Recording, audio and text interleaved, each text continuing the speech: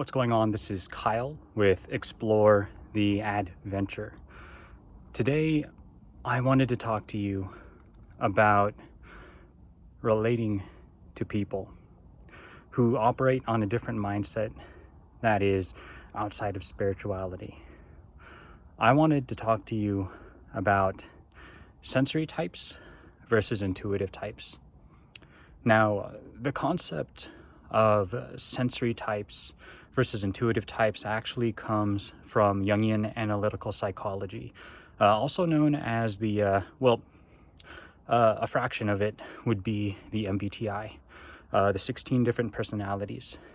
And just giving an overview of what the 16 personalities is, it's a series of 4 letters which makes up a personality type. There are 4 different letters, but there are 2 different choices for each of these 4 slots, which makes up a total combination of 16 different types. Now, I'm not going to get into that today, but I'll do a brief overview of, first there's extroversion and there's introversion. That's something that's obvious. That's the first part. There's the sensory versus intuitive types. Then there's the thinking versus feeling types. And then there are the judging versus perceiving types. And again, all 4 of these can combine in different ways to make up 16 total different types. Now, I wanted to talk to you about this today because it's important to know the difference between a sensory type versus an intuitive type. I'm guessing that if you were drawn to this channel, you're probably more of an intuitive type naturally. Intuitive types, they think a lot more abstractly. They focus more on the intangible. They focus more on what cannot be touched. They're more theoretical. They're more focused on abstract ideas and theories, if I didn't already say the word theories. Now, sensory types. Sensory types are more concrete. They're more literal. I just adjusted the light there. So I wonder if that'll show up on the video. But anyways, sensory types, more concrete, more literal, more focused on the present moment. Sensory types can be more traditional.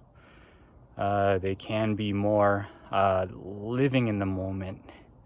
And sensory types can be more, they can be more literal.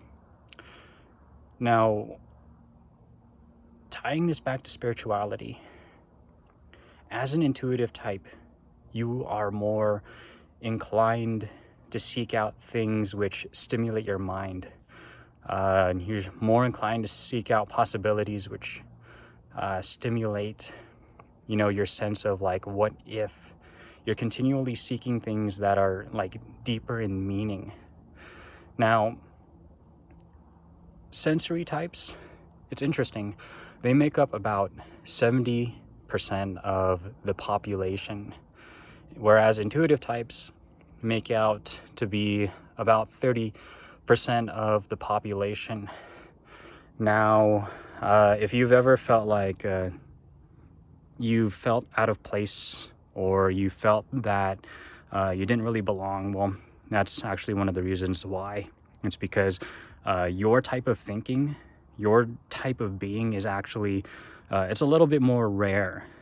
But believe me, there's plenty of other people out there who think like you do. There's plenty of intuitive types out there. And as an intuitive, it can be hard to relate to sensory types sometimes because sensory types can just be so, they can be so surface level and so literal sometimes. It can be a little difficult to deal with them. At least that's how you can perceive it at first. That's how I personally perceived it at first. But talking about my parents, both of my parents are sensory types, actually. And before I learned about sensory versus intuitive, before I learned about Jungian analytical psychology and the different cognitive functions and the different ways of being due to personality typing, I couldn't really relate to my parents that much. Most of the time, when I would be with my parents, they would have very sensory type conversations where it would just be like, hey, how are you? Oh, I'm good. How are you? Oh, I'm doing great. You're doing great? That's great. That's excellent. Oh, the other day, I went to the park. I walked my dog. It was really beautiful. Oh, really? Which park did you go to? Oh, I went to this park. I could go on, and it's so surface level that it can be so frustrating to deal with. But when it comes down to it, it's actually it can be quite fun when you learn how to impersonate a sensory type or even become one. So it took me a while to learn how to impersonate a sensory type, but naturally I lean more towards the intuitive type way of being. And I love to think abstract. I love to think about the what ifs. Anything theoretical or intangible. I mean, look at my YouTube channel. It's about astral projection. It's about things that are spiritual in nature. I love thinking about the what ifs. I love thinking about the abstract and the intangible. I love thinking about the theoretical. So, how can you, as an intuitive type personality, relate to other sensory types? Or how can you get to know sensory types if that's not your natural mode of being? By the way, when you pretend to be a sensory type, it's not being fake. It's just a different mode of being. It's actually a kind of respectful in a way, because you are crossing a bridge over to where someone's reality predominantly exists. Like sensory types more live in the moment. They're more focused on what's right in front of them. You're crossing that bridge to relate to them, and if you can do that, they'll appreciate you for it without even realizing it. A little backstory, a little side story real quick.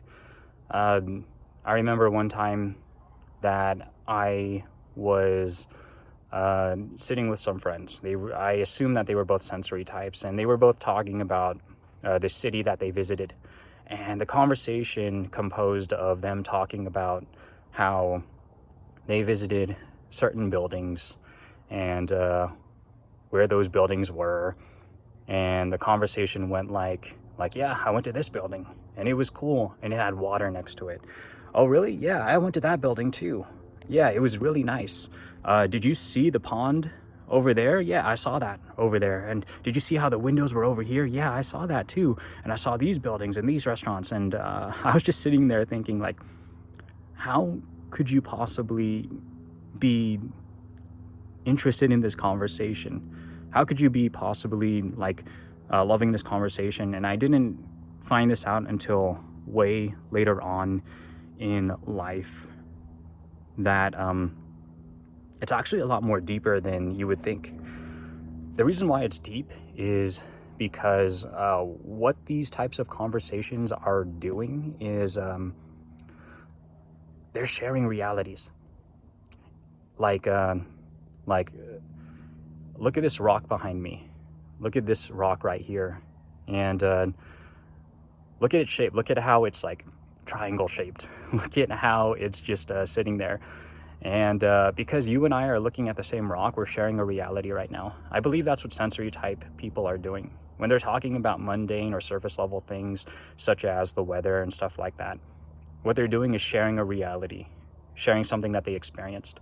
A deeper way of talking about this actually is, imagine that, think of your hometown. And if you moved out of your hometown, or if you haven't, But I mean, imagine if you moved out of your hometown and you're in a new place and you know nobody, but you run into someone and they say, oh, hey, I'm from your hometown. I know that place. Regardless of whether you're an intuitive or a sensory type, you would just immediately get excited and you would go, wow, I miss my hometown. I miss that place. Do you remember anything about this building? Or, hey, is this school still there? Or, hey, is this restaurant still there? And you two would talk about it and fall in love with it. And I think that's cool. I think that's really cool. And even though it's sensory, it's deep because you're sharing an experience, you're sharing a reality. So if you're an intuitive type and you naturally are thinking deeply all the time, then if you want to relate to sensory types, just completely drop the ball on what comes out of your mouth. Completely stop judging yourself and completely lower your standards for what comes out of your mouth. Because really, you can just talk about like what's in front of you and all of that. You can talk about like like you can literally talk about the weather. You can literally talk about the place you're at. You can literally talk about like something you did the other day. It's not really that hard. It's just something that takes practice and repetition until it becomes a habit. It can be really frustrating though, not being able to relate to sensory types. And another story I have, I'm just going to keep talking. I just want to keep on sharing with you just so if you're an intuitive type, you can kind of see like, you can kind of relate to this. So I have a friend who's a sensory type. He can be very concrete. He can take things very literal sometimes. I remember one time I was walking with him on a hike and I was talking to him about dreams, and I was talking to him about the meaning of dreams and how important dream analysis can be. And he said something that really struck a nerve with me. He said, I don't see the point in studying something that has absolutely no meaning. He basically went on to describe how dreams are just random and inherently meaningless, and I got so frustrated. I actually got very angry. I didn't express that anger to him. I didn't really know how. I didn't know how to express that frustration to him in a way that was cordial, or express it to him in a way that was, non-confrontational. So I just kind of kept things to myself. I mean, he is the way he is. I didn't, until I found out about sensory versus intuitive types, I just didn't know how to relate to sensory types, and I would get so butthurt over people not being able to understand certain ideas that I would express, or not be able to understand certain things that I would want to share with people that were ideas that were just naturally more theoretical, ideas that were naturally more intuitive or abstract, such as astral projection or dream analysis or precognition or psychometry or psychic abilities or telekinesis or telepathy and aliens, anything like that. But now that I know more about Jungian analytical psychology, I can relate to all sorts of people. It doesn't matter what type they are. And if you take the time, you can relate to anyone too, and you can talk to anyone too. I'm naturally more of an introvert, but I can relate to extroverts as well. I'm definitely more of a feeling type, but I can relate to people who are more in touch with logic, people who are more in touch with structures and systems and processes. So anyways, I think I've covered just about everything I wanted to talk about when it comes to sensory versus intuitive types. Really, if you're an intuitive type and you feel like you can't really relate to a lot of people, I highly suggest you go online. There's a basic test called the 16 personalities, and I'm not gonna lie, it's not 100% accurate, but it'll give you a good baseline of who you are, and it's a good starting point. If you're really serious about getting to know yourself, I recommend you study the cognitive functions as well as the 4 different letters. The 4 different letters are just a place to start.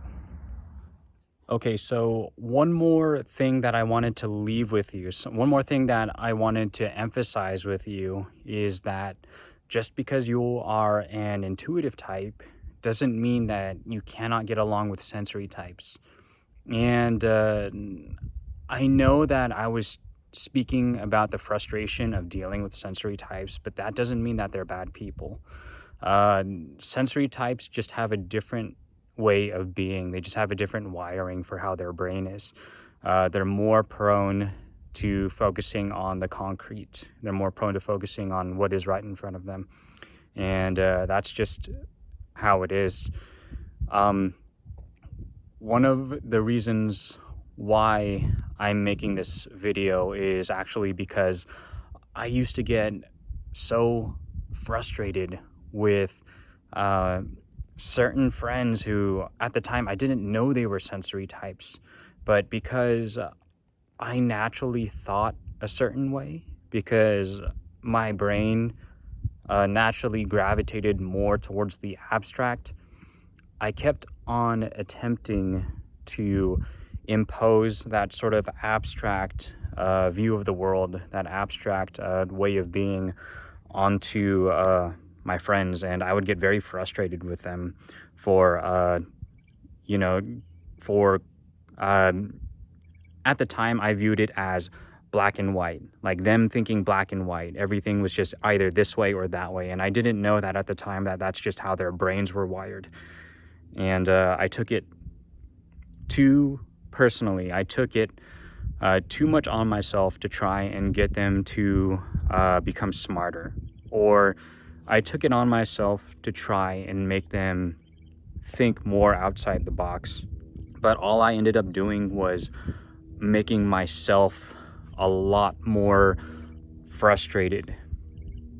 The thing is that when someone's wired to be more of a sensory type, they're definitely going to be more focused on, the concrete, what's in front of them, proven hard science and data, and to try and talk to them about something that is intangible, that cannot be touched, something that dwells within the realm of the mind, or just outside of physical reality, that's just going to be met with the responses that I've personally gotten before were I would see certain sensory types start to shut down. I would see them start to kind of block me out. I've seen frustration. I've seen disappointment. I've seen like an aversion, or even like an uneasiness start to develop within their eyes whenever I start to talk about something that's too abstract. Now, when I talk to people, those are some of the things that I first look for when I start introducing concepts that are abstract. If they bite onto abstract concepts, then I'll continue to talk about those concepts, and maybe it'll turn out that they're an intuitive type. But if they don't bite, then I'll just keep everything very surface level, and I'll keep everything very just normal, basic, easygoing. And that's just how I'll keep things going, just to not create conflict, just to create harmony. So one thing that's actually good, though, is as sensory types mature, as sensory types mature, they'll naturally start to gravitate towards more intuitive type activities. And same with intuitives. As they grow and as they grow older and mature, they'll actually gravitate towards more sensory type activities. In fact, with me, I've lately been finding myself gravitating more towards sensory type activities and relating to more sensory type people. And even though I naturally am more on the intuitive side, I'm becoming more and more fascinated with what I can see, feel, taste, touch, hear, the five senses of physical reality. What's interesting is that,